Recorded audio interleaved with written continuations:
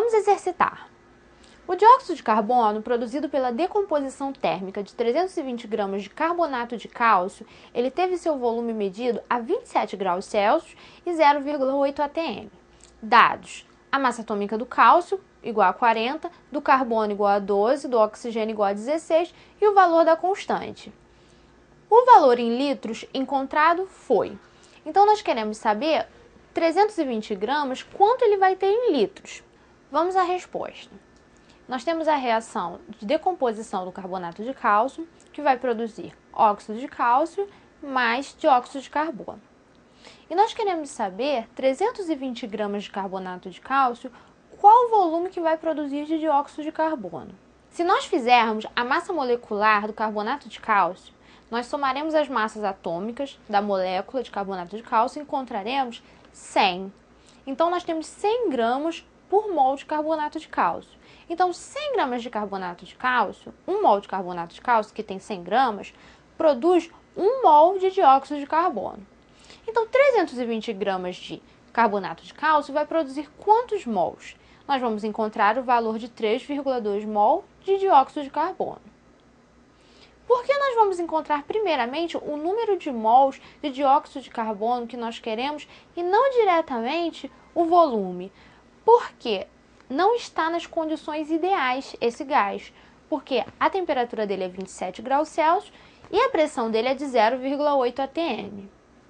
Para que ele estivesse nas condições normais, ele teria que ter 0 graus Celsius e 1 atm. Aí sim, 1 mol teria 22,4 litros. Mas como ele não está nas condições normais, nós utilizaremos a fórmula PV igual a nRT. E para isso, se nós queremos saber o volume de dióxido de carbono, na fórmula nós precisaremos do número de mols de dióxido de carbono.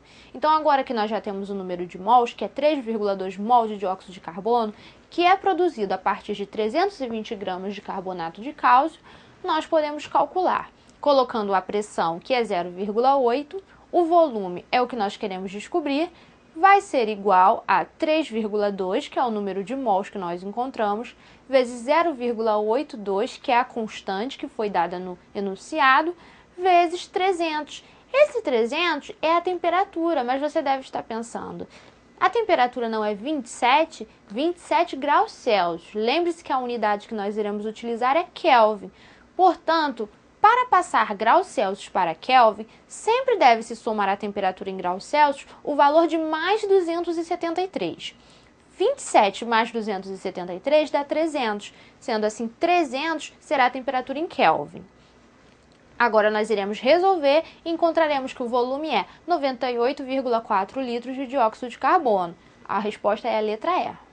Então agora é sua vez. As figuras abaixo mostram dois balões iguais e as condições de temperatura e pressão a que eles estão submetidos. O balão A contém 41 litros de oxigênio puro e o B contém uma mistura de oxigênio e vapor de água, oxigênio úmido. Letra A. Quantas moléculas de oxigênio existem no balão A? E letra B. Qual dos dois balões é o mais pesado? Justifique sua resposta. Então nós queremos saber quantas moléculas de oxigênio nós teremos no balão A. Para nós sabermos isso, nós calcularemos o número de moléculas a partir do número de mols. Então, como as moléculas do balão A, elas são um gás que não está nas condições normais de temperatura e pressão, você deve ter feito o quê? Você deve ter aplicado a fórmula PV igual a nRT. Então, a pressão do balão A é 3 atm. E 41 é o volume que é dado dele em litros. O número de mols é o que nós queremos descobrir para sabermos o número de moléculas que nós vamos ter de oxigênio.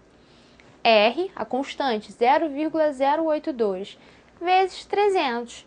300 é a temperatura que foi dada 27 graus Celsius.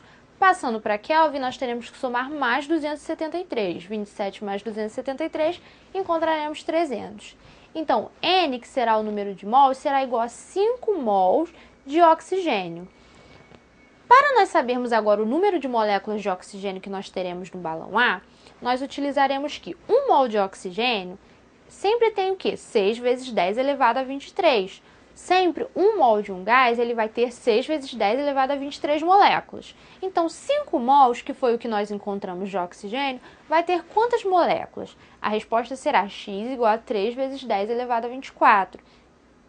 A letra B pergunta qual dos dois balões é o mais pesado. Justifique sua resposta. Então, você deve pensar, mas os dois balões, eles possuem o mesmo valor de temperatura e o mesmo valor da pressão. Certo, se eles possuem o mesmo valor de temperatura e o mesmo valor de pressão, se esses dois balões eles estão nas mesmas condições, nas mesmas medidas, eles vão ter o quê? O mesmo número de moléculas, já que esses gases estão nas mesmas condições de temperatura e pressão, ambos terão a mesma quantidade de moléculas. Mas a diferença é que um tem só moléculas de oxigênio, o outro tem moléculas de água também. As moléculas de oxigênio, a massa molar delas vai ser de 32 gramas por mol. Já as moléculas de água, ela vai ser de 18 gramas por mol. Sendo assim, o balão mais pesado vai ser o balão A. Porque se você for imaginar que o mesmo número de moléculas eles têm, por mais que seja o mesmo número de moléculas, as de oxigênio são mais pesadas do que as moléculas de água. Sendo assim, se você multiplicar o mesmo valor pelas diferentes massas, você vai perceber que o balão A ele é mais pesado. Então, olhando o nosso esquema do cálculo de volume, quando ele é fora da CNTP, condições normais de temperatura e pressão, isso quer dizer que os gases não estão nas condições normais de temperatura e pressão, que é 0 graus Celsius e 1 atm. Então, nesse caso, teremos que utilizar a equação de Clapeyron, que vai ter como descrição que ela é utilizada para uma massa constante de um mesmo gás, valendo sempre a relação de que PV sobre T é constante. Então, nós sempre utilizaremos a constante 0,082, que nós temos na fórmula PV igual a nRT, sendo P pressão, que é dada em atm, V volume dado em litros, N número de mols, R a constante universal, que é 0,082, e T a temperatura, que é dada em Kelvin.